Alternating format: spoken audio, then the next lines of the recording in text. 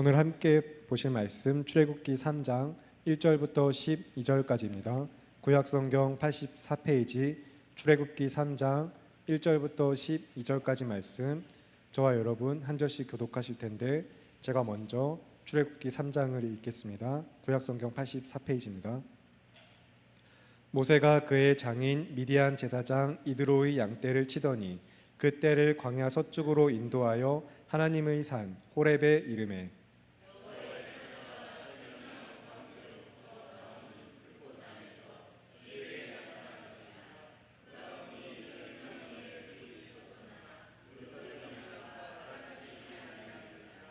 이에 모세가 이르되 내가 돌이켜 가서 이 큰 광경을 보리라. 떨기나무가 어찌하여 타지 아니하는고 하니 그때에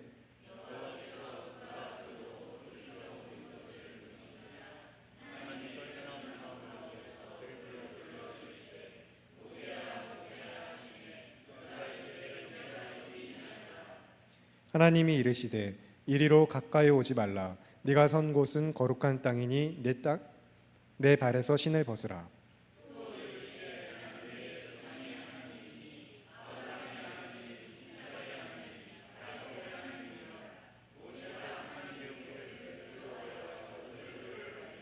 여호와께서 이르시되 내가 애굽에 있는 내 백성의 고통을 분명히 보고 그들이 그들의 감독자로 말미암아 부르짖음을 듣고 그 근심을 알고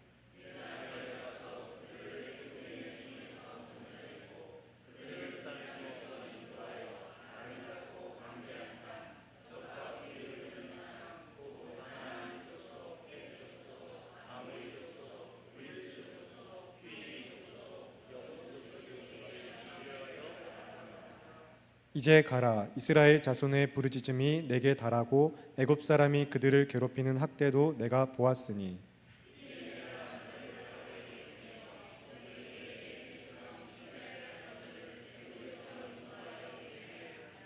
모세가 하나님께 아뢰되 내가 누구이기에 바로에게 가며 이스라엘 자손을 애굽에서 인도하여 내리이까. 하나님이 이르시되 내가 반드시 너와 함께 있으리라. 네가 그 백성을 애굽에서 인도하여 낸 후에 너희가 이 산에서 하나님을 섬기리니 이것이 내가 너를 보낸 증거니라. 아멘. 출애굽기 연속 설교 7번째 시간, 내가 누구인지 확고해지는 순간이라는 설교의 제목을 가지고 담임 목사님 말씀 전해주시겠습니다. 우리 앞뒤 옆에 계신 분들과 먼저 인사했으면 좋겠습니다. 주의 말씀에 붙들리시기 바랍니다. 네, 다른 생각과 마음에 우리가 사로잡혀 있는 것이 아니라 오직 선포되는 말씀 가운데 붙잡히셔서 은혜를 누리시는 저와 여러분들 다 되시기 바랍니다. 자, 지난 2장에 이어서 이제 3장 1절에서 12절까지를 이제 설교하도록 하겠습니다. 광야에서 나그네로서 정체성을 갖게 된 이 모세가 어떻게 이제 되었습니까? 광야에 정착해서 오늘 1절 말씀을 보니까 그의 장인 미디안 제사장 이드로의 양떼를 치는 목자가 되었다는 것을 말해줍니다. 이것은 어떤 의미들이 있는지 뒤에 가서 좀 더 얘기를 하겠지만, 당시에 이 미디안에서 광야입니다. 어떤 한 지역만을 지칭하는 것이 아니라 광야예요. 그래서 그것을 떠돌아다니는 이런 유목민들, 특히 애굽에서 가장 천하게 여기는 직업 중에 하나가 바로 목동입니다. 그만큼 높은 신분에서 내려왔다라는 것을 보여주는 것이 바로 이 양떼를 치고 있는 것, 이것을 성경이 보게 해주는 겁니다. 그래서 이제 모세는 이제 광야에서 양떼를 치는 목자로서 광야 생활에 이미 익숙해져 있는 때였습니다. 전직은 무엇이었습니까? 전직은 이스라엘 공주의 아들이었죠. 스스로는 또 이스라엘 민족을 돌보는 자로서 그런 사명감을 갖고 있었던 것이 이 모세였습니다. 그러나 지금은 애굽의 왕가의 사람도 아니고 이스라엘 민족을 돌보는 자도 아닌 정말 광야에 속한 나그네른 채로 하루하루를 그렇게 살아가고 있는 겁니다. 오늘 출애굽기 본문은 밝히고 있지는 않지만 모세가 이 미디안 광야에서 나그네로 지낸 지 자그마치 40년 되는 때입니다. 굉장히 오랜 시간이 흘렀죠. 모세가 처음 이제 애굽인을 쳤을 때 정말 자신의 동족을 돌봐야겠다라고 생각했을 때가 44일이었습니다. 그리고 이제 광야로 도망쳐 나와서 광야에서 이제 이렇게 있는 시간이 40년이 흐른 거예요. 어떻게 보면 모세에게 이전에 가졌던 가치관과 이전의 생각들이 전부 흐릿해서 마치 기억이 나지 않을 정도로 광야에서 살아온 것입니다. 자, 그렇다면 여기서 우리는 이 광야에서 모세가 자신의 가치관들을 내려놓는 어떤 기록들이라던가 그런 주제를 읽고 우리가 나눠야 될 것 같지만, 오늘 성경은 이 말씀을 읽는 저희들로 하여금 그런 생각할 틈을 주지 않습니다. 3장 1절에 곧장 어떻게 합니까? 모세가 광야에서 양떼를 치다가 어디에 이르렀다고 하죠? 하나님의 산 호렙에 이르게 되어서 겪게 된 사건을 곧바로 말씀하기 시작해요. 그리고 바로 그곳에서 모세는 하나님을 만나서 드디어 소명을 받게 됩니다. 그 중간 40년 광야의 인생에 대해서 성경은 설명해 주지 않은 채로 곧바로 모세를 향한 하나님의 소명이 주어지는 것으로 우리를 인도하고 있다는 사실이에요. 그 이유는 무엇일까요? 모세의 40년 광야 생활에서 겪은 그의 생각과 어떤 가치관의 변화, 정체성의 변화, 이게 별로 중요하지 않다, 그래서가 아닙니다. 성경이 저희에게 집중하게 하고자 하는 것이 있다는 거예요. 그것이 무엇이냐? 그 기간의 끝에 다다라서, 40년이라는 그 기간의 끝에 다다라서 하나님을 만나 소명을 받을 때가 되었다라는 겁니다. 계속 강조드렸잖아요. 하나님의 타이밍, 하나님의 때가 되었다는 겁니다. 다시 말하면은 생략되어서 보여지지 않는 모세의 광야 속에 그 기간이 이제 다 되어, 누가 정하는 거죠? 하나님이십니다. 다 되어 하나님께서 모세에게 소명을 주시기 위해서 그를 부르셨다라는 것입니다.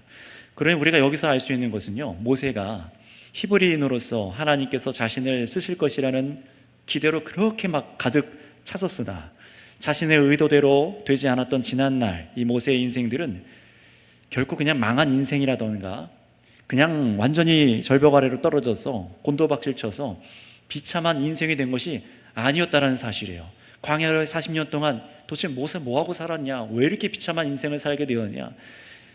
히브리 민족성을 갖지 않고 그냥 애국 왕자로 살았으면 편하게 살았을 텐데, 도대체 하나님 믿는다고, 하나님을 위해서 뭔가 하려고 그런 마음 가졌다가 왜 이렇게 비참하게 떨어졌느냐, 그렇게 말할 수 있을 것 같지만 전혀 아니라는 거예요. 하나님께서 때가 되어 다시 그를 부르셨다라는 것은 그 인생의 실패가 아니라 하나님께서 그와 함께하고 계셨고 그를 준비시키셨다라는 것입니다. 여러분, 이것을 믿으시기 바랍니다. 물론 이 40년 세월이 모세에게나 저희들이 듣기에도 짧은 시간이 아니잖아요. 적은 시간이 아니지만 하나님께서는 그를 한 번도 떠나신 적이 없으시고, 하나님께서 모세를 통해 행하시기 위한 하나님의 비전은 멈추신 적이 없었다라는 것을 보여주는 것입니다. 그것을 잘 알 수 있는 것이 바로 오늘 3장이 바로 모세의 미디안 광야 40년 인생을 그렇게 조명하지 않고 곧바로 모세가 하나님의 산에 이르러서 소명을 받는 장면을 말씀해 주고 있기 때문에 그렇습니다. 하나님께서는 여러분 하나님 때에 일하십니다. 우리의 때가 아니더라고요. 하나님의 때에 일하십니다. 물론 우리는 언제 그 일을 이루실지 우리는 모릅니다. 때로는 하나님께서 일하시지 않는 것 같고 우리 가운데 그저 우리가 하루하루 일생을 지내다가 해야 할 일들을 하다가 세월이 그냥 흐른 것 같아 보이지만 그것은 사실 아닙니다. 분명한 것은 우리가 인식하지 못하지만 인생의 모든 과정 속에서 하나님께서 우리에게 자신이 원하신, 우리가 아니라 하나님께서 원하시는 일을 우리 가운데 인생을 통해 이루고 계시다는 사실이에요. 이게 뭐 1, 2년, 3, 4년, 어떤 사람에게는 40년, 50년, 아니 우리 죽기 전까지 하나님께서 일을 이루실 겁니다. 그리고 계획하신 바를 정확하게 하나님께서는 자신이 뜻하신 바를 성취하셔서 하나님께서는 실수와 실패가 없으신 분이라는 것도 여러분 기억하셔야 됩니다. 바로 그렇게 하여서 하나님께서 원하시는 때에 모세를 만나주신 거예요. 그러니 지금 혹시 여러분들 중에 이 예배를 드리고 신앙의 길을 걸어가고 계신 중에서 내 인생의 뚜렷한 삶 목적이나 내가 무엇을 해야 하는 사람인가, 도대체 내가 과연 하나님을 위해서 무엇을 해야 하는 사람인지 막막하거나 막연한 상태로 느껴지는 시간을 보내고 계시더라도 여러분 염려하시거나 두려워하시고 조급해하지 마시기 바랍니다. 여러분이 그리스도 안에서 부름받아서 성도로 살아가는 것을 여러분이 분명하게 믿으신다면은 하나님께서 여러분을 모세를 왕궁에 두시고도 또 광야에 두셔서도 하나님께서 사용하시기에 좋은 사람으로 만들어 가셨던 것처럼 저와 여러분을 결코 그냥 내버려 두시지 않는 하나님이라는 것을 여러분 믿으시기 바랍니다. 지금도 하나님께서 나를 신실하게 다스려 주고 계시고 나를 하나님의 사람으로 날마다 지어 가고 계심을 여러분 정말로 우리가 믿기 원합니다. 예수 그리스도 안에서 날마다 우리를 지어가고 계신다는 사실이에요. 바로 그 신뢰와 믿음으로 하루를 성실하게 살며 예배하는 것이 우리가 가져야 될 성도의 태도라는 것입니다. 여러분 오늘 모세를 보세요. 자신의 인생이 망했다 이렇게라며 생각하며 삶을 내팽개쳐버린 것이 아니었어요. 자신에게 주어진 이 목동이란 삶, 물론 애굽에서는 가장 천한 직업이라고 여겼지만 이 목동이라는 삶을 살아내다가 어디에 이르렀다고 기록합니까? 하나님의 산에 이르렀다라고 성경은 기록하고 있어요. 물론 여기서 말하는 하나님의 산 호렙이라는 의미는요, 정말 하나님께서 어떤 산에 살고 계시다, 어떤 산에 있다, 특정 지역에 계시다, 그런 얘기를 하는 것이 아닙니다. 하나님께서 그 산에 임재하셨기 때문에 하나님의 산이라고 지금 부를 뿐이에요. 그리고 호렙이라는 의미는요, 호렙이라는 산 역시 출애굽 이후에 이스라엘 백성들이 다다랐던 신의 산이라고 생각하는 분들이 종종 있는데요. 어떤 주석들은 그렇게 얘기하고 있지만 조금 더 분명하게 이런 연구들이 되어 있는 자료를 보니까 호렙은 이 광야를 뜻한대요. 사막과 같은 의미이고 신의 산은 바로 그 호렙 안에 있는 특정한 산이라는 것이 더 나은 해석이라고 지금 받아들여지고 있어요. 그래서 이스라엘 백성들이 후에 광야길로 나가서 출애굽하여서 신의 산에 이르러서 이제 하나님의 계명을 받잖아요. 바로 그 신의 산, 바로 그것과 이 호렙과 구분이 되어진다는 겁니다. 자, 그럼 결국 모세가 이 광야에서 자신이 찾아서 하나님이 계신 산에 다다른 것이 아니라, 이 부분이 중요합니다. 자신이 하나님이 계신 산에 찾아가서 다다른 게 아니라 때가 되어 하나님께서 임재하셔서 친히 모세를 만나 주시니 그곳이 하나님의 산이 된 것입니다. 하나님께서 임재하시는 그곳. 그래서 2절에도 보시면은요, 모세가 하나님을 만나는 곳은 불붙은 가시 떨기나무인 것을 성경이 보여주고 있죠. 이 말씀은요, 지구상 어딘가 이런 특별한 나무가 있다라는 것이 아니라 하나님의 임재를 상징하고 있는 말씀입니다. 그냥 그것도 그냥 나무예요. 이것은 뭘 의미합니까? 하나님의 임재가 어떤 왕궁이라던가, 우리가 자연경관을 생각하기에 뭐 나야가라 폭포같이 장엄한 곳, 멋있는 장관이 있는 곳, 사람이 생각하기에 장엄한 곳에 하나님의 임재가 있을 것이라 생각하지만 그렇지 않고 하나님의 임재는 자유로우시다는 것을 보여줍니다. 커다란 대형 교회 건물에만 임하실까요? 아닙니다.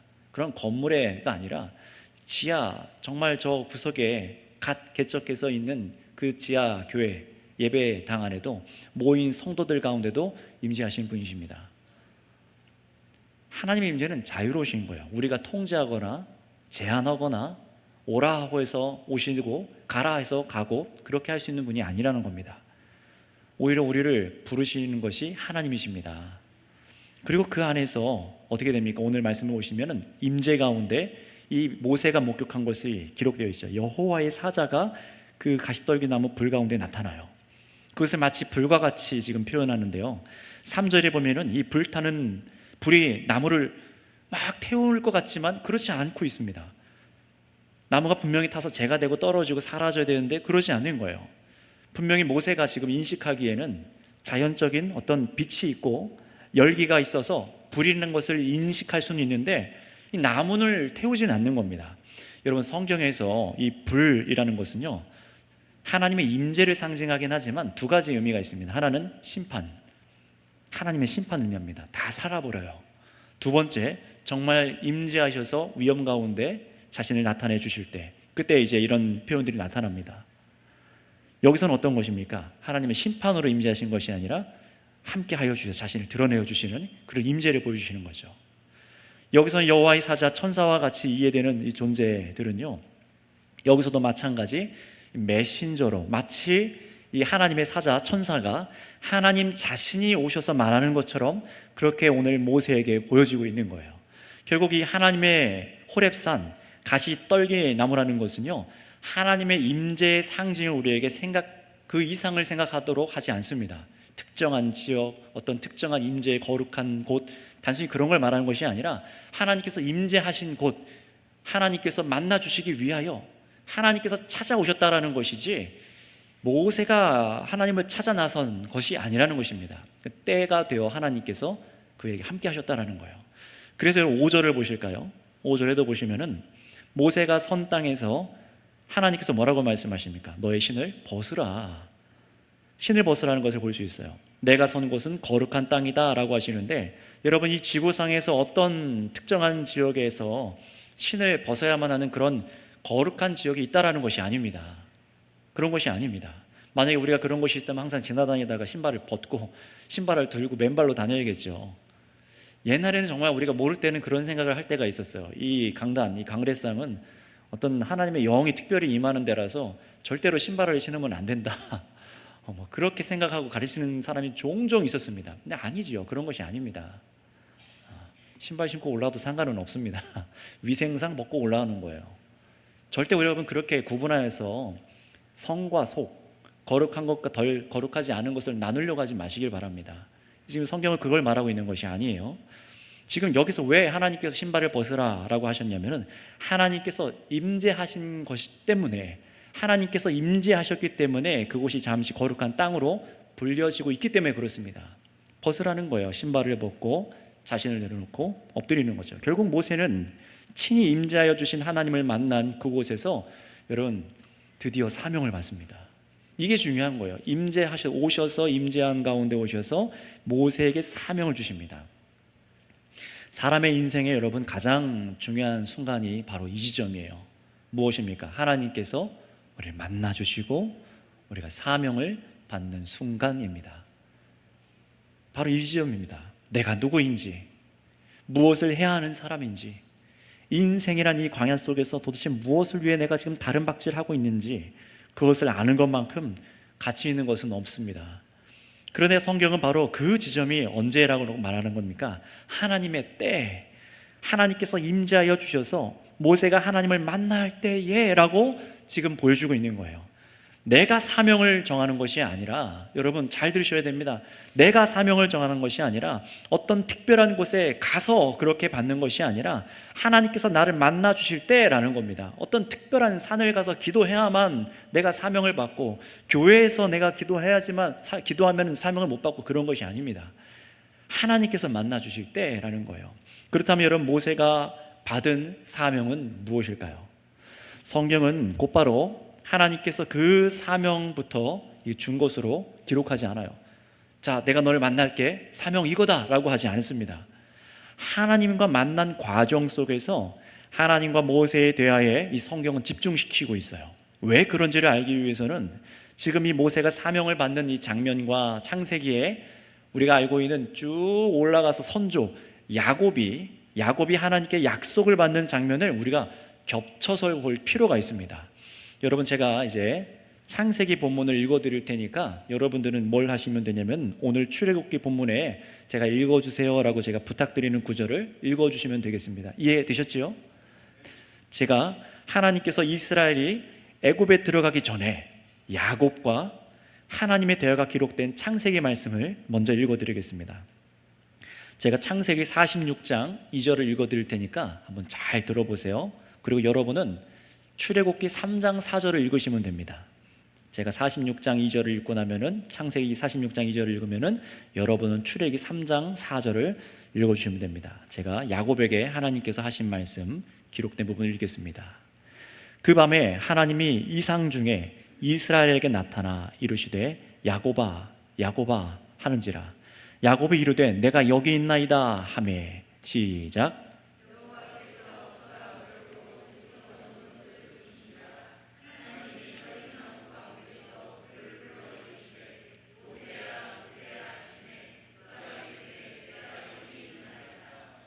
아멘.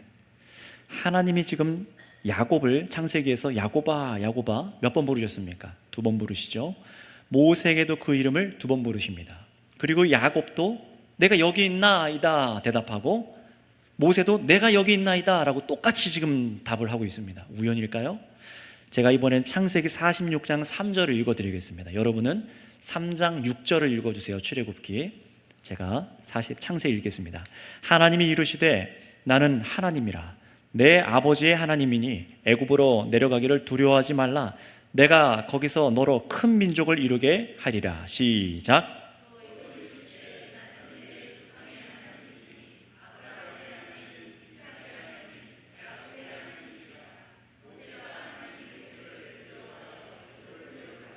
아멘. 자, 하나님 자신을 야곱에게 바로 조상의 하나님이라고 지금 소개를 하시죠. 야곱아, 내가 너의 조상의 하나님이야 라고 소개하셔요. 지금 여기 이 자리에 출애굽기에서도 모세에게도 모세의 조상의 아브라함의 하나님, 이삭의 하나님, 야곱의 하나님이라고 지금 조상의 하나님이라고 자신을 밝혀주십니다. 자, 또 제가 창세기 읽겠습니다. 46장 4절이에요. 내가 너와 함께 애굽으로 내려가겠고 반드시 너를 인도하여 다시 올라올 것이며 요셉이 그의 손으로 내 눈을 감기리라 하셨더라. 여러분은 출애굽기 3장 7절에서 8절 읽어주시겠습니까? 7절부터 8절 시작.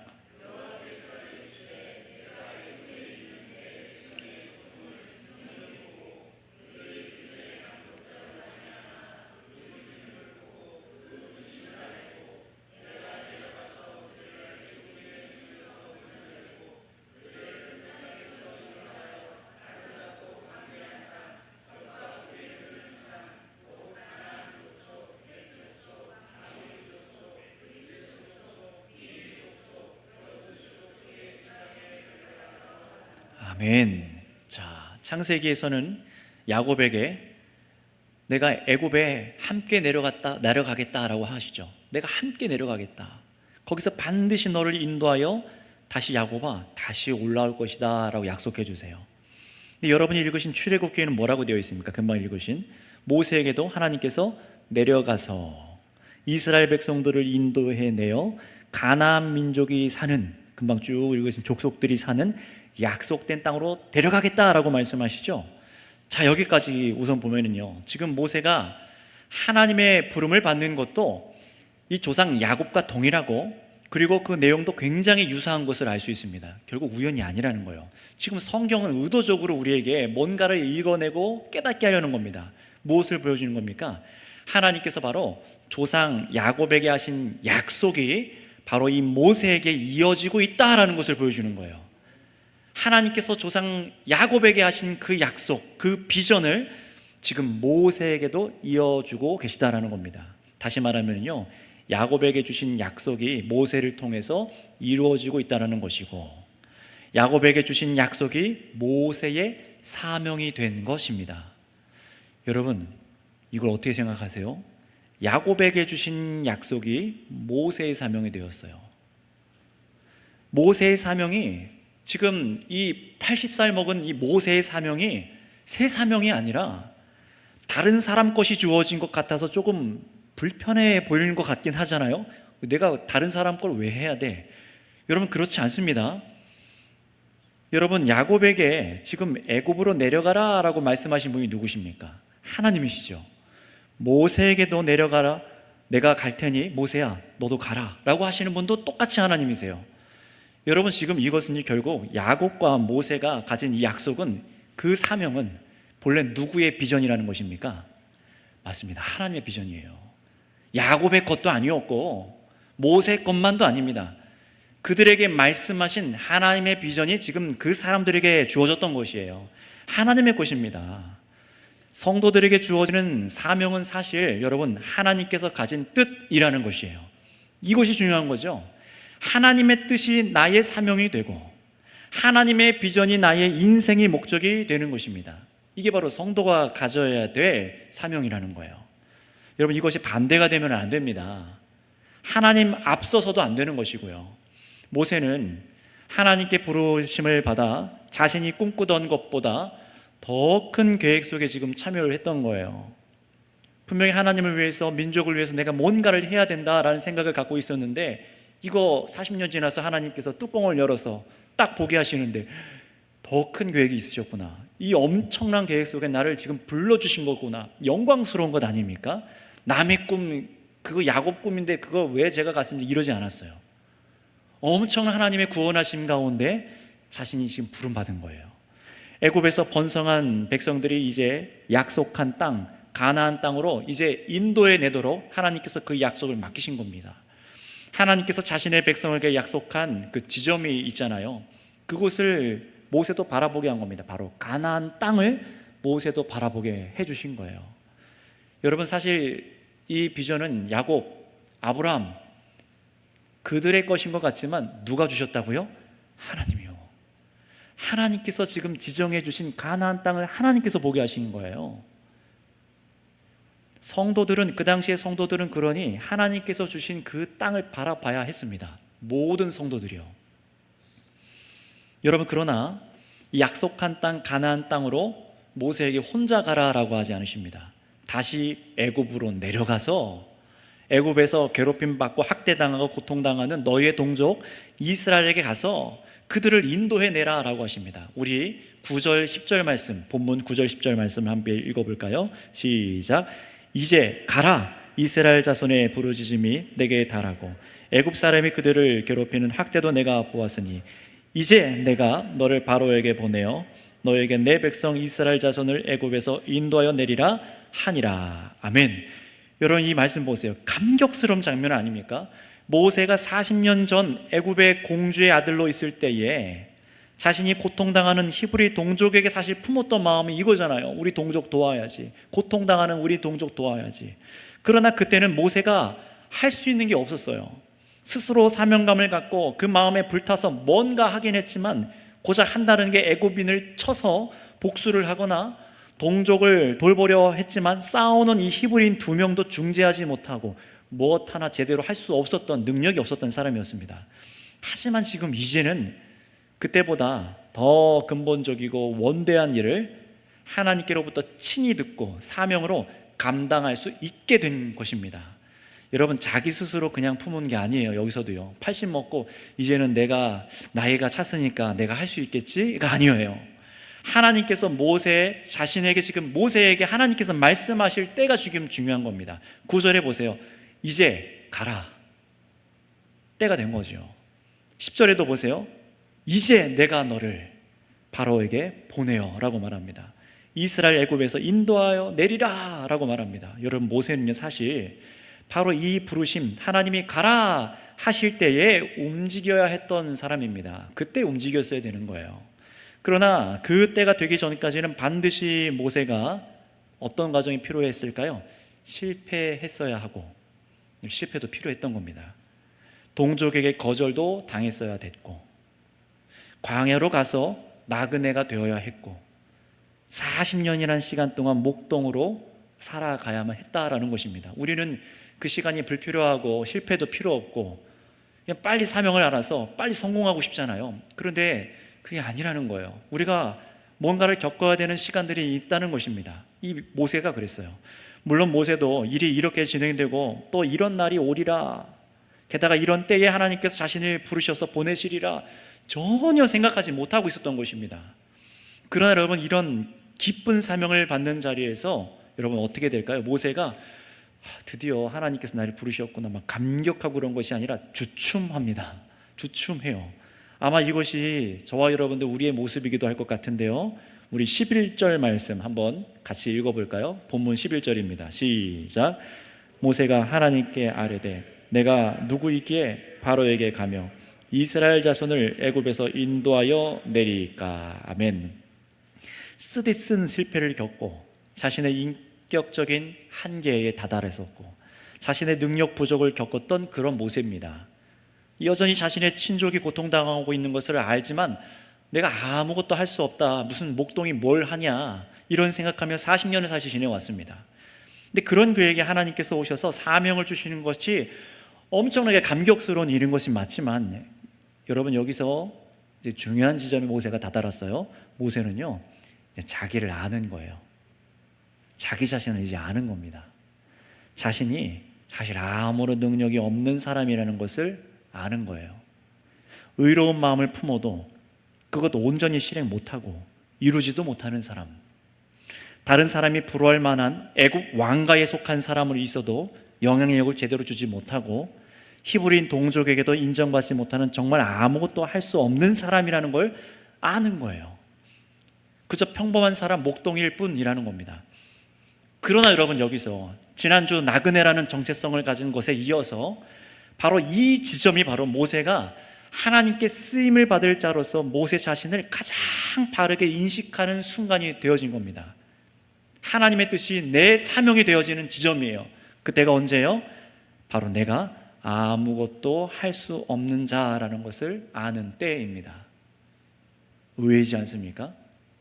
세상에서는 내가 많은 것을 배워서 내가 이것도 할 수 있고 저것도 할 수 있고 내가 그래서 이제 할 수 있습니다 라고 생각해야 될 것 같은데, 하나님은 반대로 지금 모세를 만드신 거예요. 아무것도 할 수 없는 사람이구나. 내가 누구이기에 라는 이 말은요, 정말 모세의 인생에 다 담긴 말입니다. 단순히 내가 무슨 능력이 있어서 애굽에서 이스라엘 사람들을 인도해낸답니까? 이런 푸념이 아니에요. 분명 성경에 기록하고 있듯이 모세는 능력이 없지 않았어요. 애굽의 모든 지혜를 배워 그의 말과 하는 일들이 능한 사람이었다라고 그렇게 사도행전을 기록하고 있습니다. 미디안 제사장 이도로에게 인정도 받았고, 그래서 그 집안 사위로 부름받았고, 그의 양떼를 맡길 정도의 사람으로 모세는 그런 능력이 사실 있었던 사람입니다. 게다가 지금은 애굽에서 모세를 죽이려고 했던 그 파라오도 나이가 먹어서 죽었어요. 다음 파라오가 이제 이어서 왕위를 계승하고 있습니다.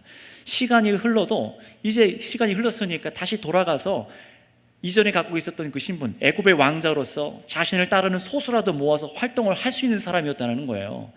그러니 여기서 내가 누구이기에 라는 이 모세의 말은요, 하나님의 뜻, 하나님께서 부여하시는 사명을 감당하는 데는 나는 전혀 무익한 사람입니다 라는 거예요. 하나님, 내가 하나님도 알고요, 믿고 나를 그 자리에 두신 것도 아는 거 알았었고, 내가 동족을 위해서 뭔가를 해야 된다는 것도 알았습니다. 그러나 내가 그런 마음을 갖고 있었지만, 사명감은 갖고 있었던 것 같지만 그걸 감당하기에는 아무런 능력이 없네요. 하나님 뜻에 무익한 사람입니다. 하나님을 위해서 무익한 사람입니다. 그런 생각을 지금 하는 거예요. 전에는 하나님이 부르시지도 않았는데 자신의 애굽에서 가진 힘과 지위, 그 말, 열정, 이런 걸로 자신이 하나님의 일을 이루는 사람으로, 그래 내가 그래서 애굽에 있는 거야 라고 막 힘주고 막 행동하지 않았습니까? 다 실패한 거예요. 그러나 이제 압니다. 40년 생활 흐르고 나서 내가 하나님의 뜻을 이루기에 아무것도 아닌 사람이구나. 어떤 지위와 능력과 세상에 힘이 있어도 아무것도 하나님께서 허락하시지 않으면 안 되는 사람이구나. 사실 그 지점에 지금 와 있는 거예요. 여러분, 이것이 굉장히 우리 그리스도인들에게도 중요한 지점입니다. 여러분, 민수기 12장 3절에서 모세는요, 온유함이 지면의 모든 사람보다 더하더라 라고 기록되어 있어요. 모든 사람보다 그 온유함이 가장 크더라 라고 말하는 거죠. 더하더라. 여러분, 이 모세의 온유함이 저절로 만들어지거나 타고난 어떤 기질, 그런 게 아닙니다. 그냥 미사역으로 칭찬한 게 아니에요.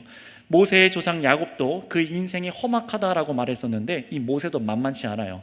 그런데 이 모세가 이 야곱과 다른 선조와 다른 것이 뭡니까? 완전히 롤러코스터예요. 그렇지 않습니까? 인생이요, 나일강에 버려졌다가 올라갈 때까지 올라가서 애굽 왕자가 됐다가 또 완전히 곤두박질 칩니다. 그러나 그 마음의 중심에 그럼에도 모세가 믿음이 변했다라는 성경의 기록은 없어요. 동족을 향했던 마음, 의로운 마음, 하나님의 뜻을 생각하는 마음, 그러나 그의 외적인 삶은 풍파도 이런 풍파가 있을까요? 야곱은 가족이나 친척들하고 이렇게 싸움했던 거지, 자기 삼촌한테 도망가잖아요. 가족들하고 싸움이지, 형하고 싸움이고. 근데 모세는요, 지금요, 한 나라 애굽 왕에게 지금 싸움이 걸린 거 아닙니까? 그리고 동족 이스라엘도 자기 편이 아니에요. 그냥 홀로 혼자가 된 겁니다. 그때에 하나님께서 그의 인생을 하나씩 하나님이 세우시고 오늘 만나셔서 사명을 주신 줄을 믿습니다. 왜 그렇습니까? 이제 자신의 힘, 의지 안 하거든요. 내가 갖고 있는 것 의지 안 하거든요. 아니, 안 하는 정도가 아니라 자기 하나님의 뜻에 사용되는데 자기가 하나님의 사용되는데 하나님께 사용되는데 완전한 무능이라고 여길 수밖에 없도록 자기를 스스로를 본 거예요. 여러분, 인생이 우리가 응애하고 엄마 뱃속에서부터 태어나서 세상에 나와서 이 아이가 자라서 성년이 될 때까지 그 아이의 마음이 그냥 흰 도화지였다가 인생을 겪으면서 까맣게 된다라고 생각을 많이 하잖아요. 아이들은 그냥 새하얗고 인생이 지나가면서 새까맣게 더럽혀지는 거다, 이렇게 생각을 하지만 사실 성경은 반대입니다. 하나님께서는 아무리 부모의 믿음 가운데 하나님의 은혜로 이렇게 살림을 받았지만 모세가 흰 도화지와 같은 처음부터 하나님의 뜻을 알고 자신을 내려놓고 하나님의 뜻대로 살아갈 그런 마음을 갖고 태어났다라고 말하지 않습니다. 성경에서는 그 누구도 그렇게 태어나지 않는다고 말해요. 오히려 어떻습니까? 성경은요, 까맣던 인간의 마음이, 어두웠던 그 마음이, 높아진 내 마음의 바벨탑이 인생을 통해서, 인생이라는 학교 수업을 통해서, 광야 수업을 통해서 하나님의 인도하심으로 빛이 비추어주고 자신이 쌓은 바벨탑이 사실 모래 위에 쌓여있는 위태하고 보잘것없는 것을 깨닫게 하여 주시는 것, 이것이 여러분 택함 받은 성도에게 부어진 하나님의 은혜잖아요. 이게 은혜잖아요. 내가 내 힘으로 쌓는 거, 그거 모래 위에 쌓은 거구나, 이거 깨닫는 거 은혜잖아요. 모세는요, 바로 이런 하나님의 만지심을 겪은 사람이 된 겁니다. 그것도 지면 위에 가장 온유한 사람으로 만들어진, 하나님이 만드신 사람이라는 거예요. 롤러코스터를 태우셔가지고 지금 혼자가 되게 하셔서 하나님께서 만드신 사람이라는 겁니다. 괜히 온유함이 만들어진 게 아닌 거죠. 그러니 내가 누구이기에 라는 말은 단순히 아까 말한 것처럼 인생의 푸념이 아니라 하나님 앞에 모세의 인생에 가장 자신을 잘 인식하고 있는 말이 된 겁니다. 바로 그때에 하나님께서 모세가 이제 누구여야 하는지, 누구인지 확고하게 쐐기를 쾅 하고 박으셔서 하나님의 것으로 사명을 감당하게 하시죠. 그것이 바로 오늘 본문 12절에 하나님께서 모세를 향해 하신 말씀입니다. 우리 12절 같이 읽어볼까요? 시작. 하나님이 이르시되 내가 반드시 너와 함께 있으리라. 내가 그 백성을 애굽에서 인도하여 낸 후에 너희가 이 산에서 하나님을 섬기리니 이것이 내가 너를 보낸 증거니라. 아멘. 이 말씀을 한번 잘 보세요. 이 본문 읽으신 부분을요. 하나님이 이루시되 내가 반드시 너와 함께 있으리라. 이 표현들, 여러분, 이 표현이 정말 나에게 와 닿으십니까? 하나님이 이루시되 내가 반드시 너와 함께 있으리라. 이게 어떻게 들리십니까? 여러분, 이 말씀이 우리에게 가장 필요한 말씀인 줄 믿습니다. 우리 그리스도인들 성도들에게 가장 인생에 중요한 음성이에요. 내가 반드시 너와 함께 있으리라. 누가요? 하나님이요. 저와 여러분이 누구입니까? 이것도 하고 저것도 하고 무엇인지 할 수 있는 능력 있는 그런 사람들입니까? 저희들이요? 아직도 만약에 여러분 스스로를 그렇게 여기신다면 우리는 더 낮은 데로 내려가서 광야 40년 돌아야 됩니다. 여러분, 그리스도인인 우리가 가져야 될 가장 중요한 정체성은 나그네로 그냥 머물고 있는 것이 아니에요. 나그네로 머물거나 또는 나는 아무것도 할 수 없는 자, 이게 전부가 아닙니다. 이거 통과해야 되는 지점이고요. 우리가 누구인지 가장 중요한 인식과 답은 무엇인가요? 하나님께서 우리와 함께 하시는 것입니다. 하나님께서 우리와 함께 하시는 거예요. 이 티끌과 같은 나와 창조자 전능하신 하나님이 나와 함께 하시는 것이 가장 인생에 중요한 겁니다. 내가 반드시 너와 함께 있으리라 라는 하나님의 말씀이 믿어지는 것입니다. 이게 가장 중요한 겁니다. 여러분들 오늘 일한 일터 생각해 보세요. 하나님이 함께 계셨습니까? 그것 때문에 정말 감격스러우셨습니까? 여러분이 조롱받는 그 자리, 하나님께서 나와 반드시 함께 계신 거 믿어지셨습니까? 아마 그렇다면 그 조롱이 아무것도 아니었을 거고 이 일상이 막 신이 났을 거예요. 기뻤을 겁니다. 몸은 힘들고 어려울지 몰라도 하나님께서 나와 함께 하시기 때문에 여러분 우리의 오늘 하루 삶이 달랐을 거예요. 그러나 여러분, 이 말이 여러분 그저 내가 원하는 대로 내가 가는데, 내가 원하는 대로 가는데 하나님 따라오세요 이런 얘기는 아닙니다. 주일 예배 안 드리고 놀러 가서 해변에 내가 놀러 가니까 하나님 해변으로 임해 주세요 이런 거 아닙니다. 내가 술 마시러 놀러 가서 거기도 함께 하시겠지 아닙니다. 또 내가 내 힘으로 기도도 없고 말씀도 없이 하나님의 응답도 없이 그저 내 힘, 사람의 지혜에 의지해서 내 돈에 의지해서 나가면은 하나님께서 함께 하시니 알아서 다 되어질 것이다, 그런 믿음을 말하는 것이 아니에요. 그것은 믿음이 아니라 죄입니다. 하나님께서 가라 하신 곳에 내가 가야 하는 것입니다. 이때다 하실 때에 그 때를 따라 행하고 하라 하고 명하신 것을 하는 것에 하나님께서 함께 하시는 것이고, 나는 믿고 순종하지만 그 일을 이루시는 것이 내가 아니라 하나님께서 하신다는 그 믿음, 이 믿음이 우리에게 있어야 할 줄로 믿습니다. 모든 삶의 영역이에요. 물론 우리가 저 정말 이 가나안 땅이라고 말하는 것처럼 거룩한 도성, 새 예루살렘, 그 천국, 정말 그렇게 표현하는 곳에 우리가 인생 마칠 때까지 도달할 때까지 바로 우리가 이렇게 살아가야 되는 것입니다. 모든 삶의 지점도요. 직장 일을 구하는 것, 남편과 아내의 관계 속에서도 자녀를 공부하는 것, 가르치는 것, 그리고 내가 물론 연애를 하는 것부터 시작해서 아주 작은 일부터 시작해서 이 교회 안에 구역들 만나는 일들, 기관의 일들, 어떤 것 하나 전부 다입니다. 목회자도 마찬가지인 거예요. 신학교에서 배운 대로 그냥 알아서 제가 생각하고 하는 것이 아니라 말씀이 항상 조명하시는 데까지, 열어주시는 데까지. 여러분, 그래서 그런 대화를 많이 하지 않습니까? 저랑 대화하시는 분들은 기도해 보시고 때가 될 때 열어주실 때 하시지요. 아마 답답하실 겁니다. 답답하실 거예요. 저도 답답해요, 때로는. 여러분, 그러나 하나님께서 열어주실 때가 가장 안전한 때인 것을 믿으시기 바랍니다. 그래서 7절에 여호와께서 이르시되 내가 애굽에 있는 내 백성의 고통을 분명히 보았고, 지금까지는 안 보셨을까요? 보셨어요. 때가 됐다는 거예요. 이 자녀들이, 이 백성들이 드디어 이제 지난번에 항상 말씀드렸던 것처럼 가난해질 때 마음이 가난해지고 이 가나안 땅을 정말 필요로 하기 시작할 때에, 그때 이제 내가 보았고 그 고통도 보았고, 8절에 내가 내려가서 그들을 애굽인의 손에서 건져내고 라고 하시죠. 전적으로 하나님께서 보시고 가시고 역사하시는 일에 모세가 부름받은 겁니다.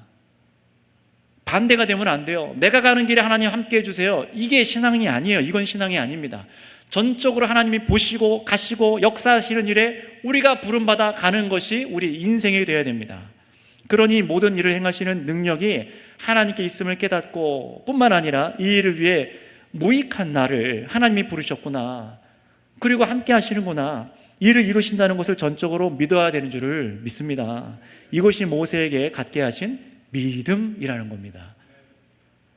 그런데 이 지점에서 이런 질문을 우리가 할 수 있을 것 같아요. 그럼 그냥 모세는 그냥 도구입니까? 그냥 하나님께서 쓰시는 그냥 도구입니까?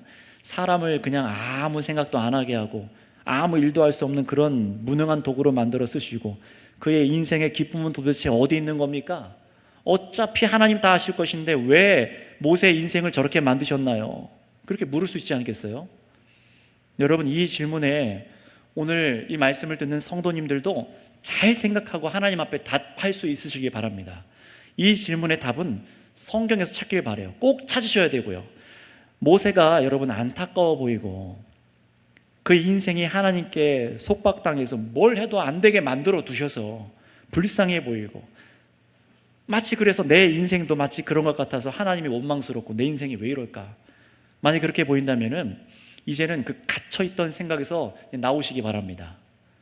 참 행복과 기쁨을 모르는 그 굴레에서 나오셔야 돼요. 성도 여러분, 우리가 누구입니까? 우리가 누구에게 영광을 돌도록 만들어진 존재이며 무엇으로 참 만족과 기쁨을 누리도록 지어진 존재입니까? 여러분, 그 답을 우리는 12절에서 찾아내야 됩니다. 다시 한번 우리 12절 읽어볼까요? 시작.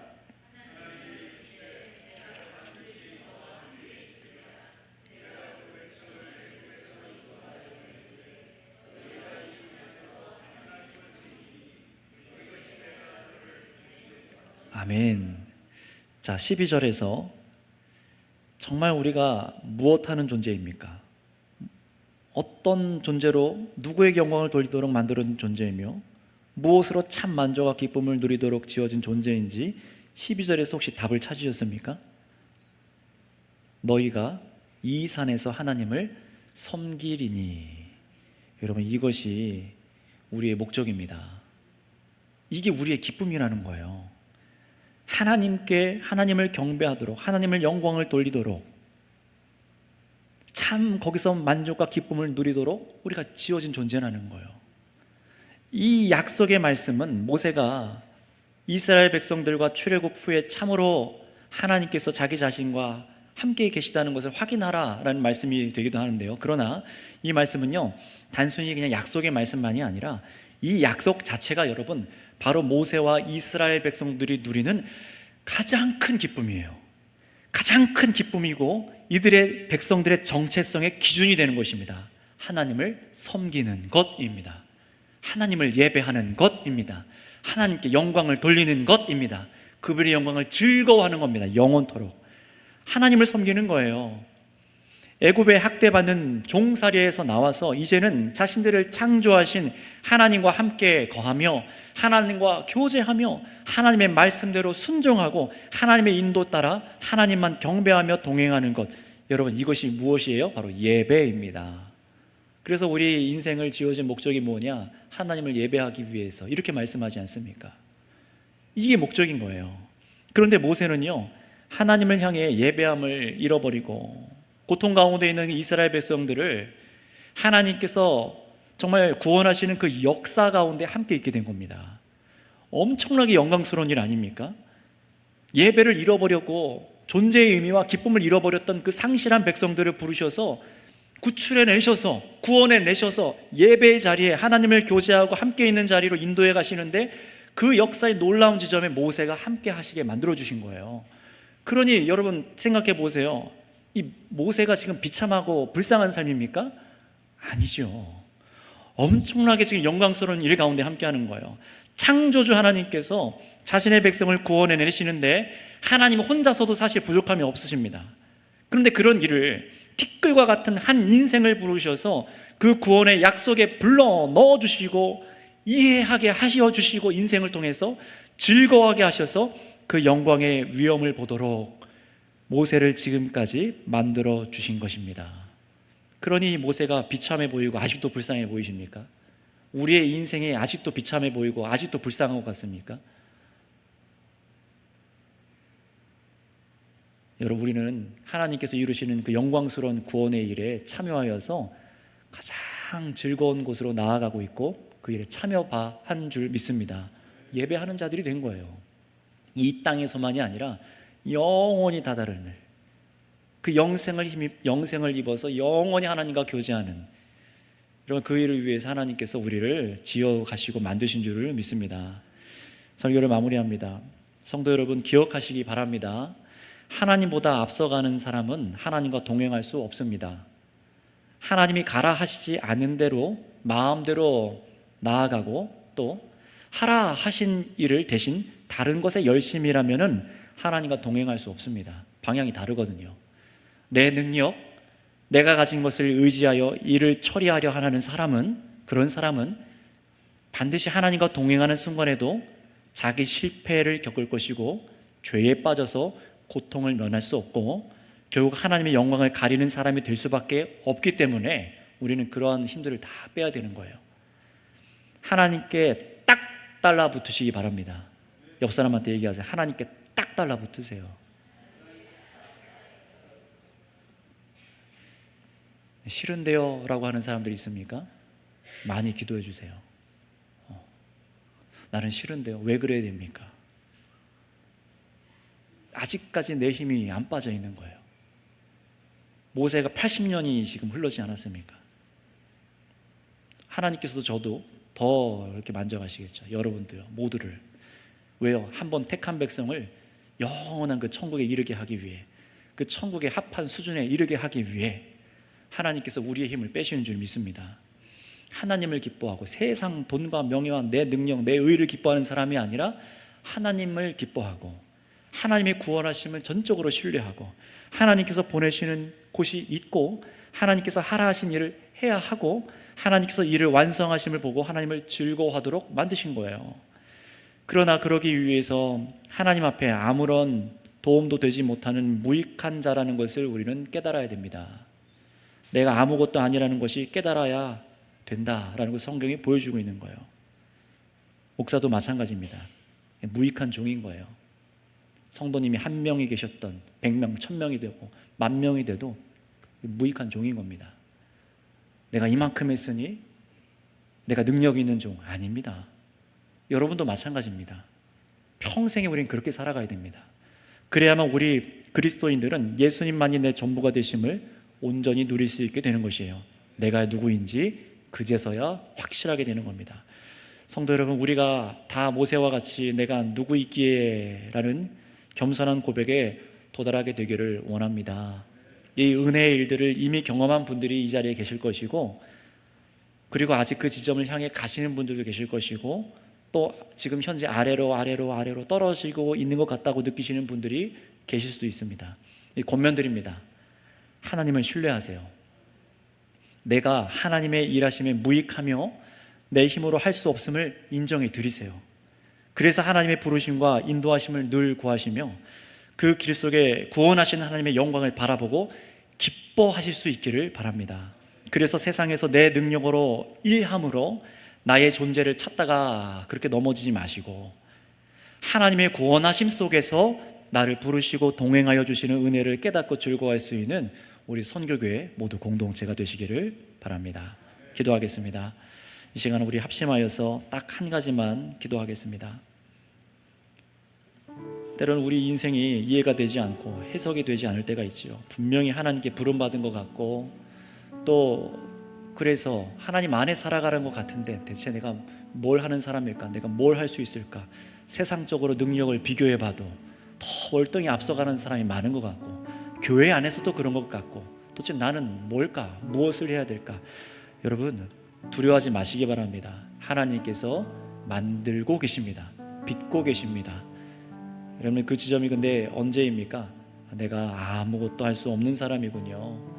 전적으로 하나님이 구원하십니다 하고 내 힘을 빼놓고 새까맸던 내 도화지, 내 힘, 내 의, 그거 다 내려놓으실 때, 여러분 그때인 것 같습니다. 하나님 그때까지 나를 빚어주시고 내가 두려워하지 않겠습니다. 의지하겠습니다. 또 나를 그렇게 만드신 하나님을 경험하신 분들 감사하시고, 주님께서 허락하신 가라하신 것, 또 행하라 한 것, 명하신 것을 순종하며 나아갈 수 있는 우리가 되기 원합니다.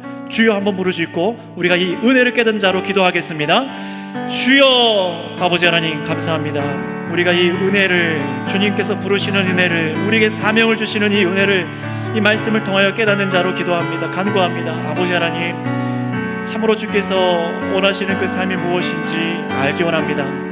내 뜻이 아니라 하나님의 비전이 우리의 꿈과 소망이 되며, 하나님의 뜻이 정말 내가 바라는 가장 원하는 가장 소중한 것이 되기를 간절히 바라고 원하오니, 아버지 하나님, 저희를 긍휼히 여겨주시옵소서. 저희를 불쌍히 여겨주시옵소서. 이것을 다 헤아려 깨닫지 못하는 자들에게 말씀을 통하여서 주님께서 신실하게 자신의 백성과 함께하여 주신 줄을 믿습니다.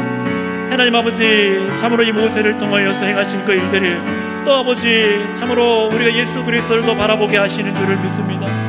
하나님, 그 안에서 우리가 얼마나 신실하게 구원받고 하나님의 인도함을 받아 하나님 주께서 원하시는 믿음의 삶을 살아가게 하여 주셨나온지, 정말 예수 그리스도 안에서 우리를 바라보게 하여 주시고 두려워하지 아니하게 하시고 염려치 아니하게 하여 주셔서 이 삶의 지점들을 통과하여서 참으로 내가 누구인지 확고하게 아는 우리 주의 자녀를 되게 하여 주시옵소서. 하나님 아버지, 나의 의로 살아가는 자들이 아니라 그리스도께서 나를 부르셔서, 그리스도 안에서 하나님께 나를 부르셔서 택하셔서 주님의 사람으로 일꾼으로 세우시고 주의 영원한 교제 가운데 예배 가운데 함께 부르신 것을 믿고 나아가는 자 되게 하여 주시옵소서. 주님 감사합니다.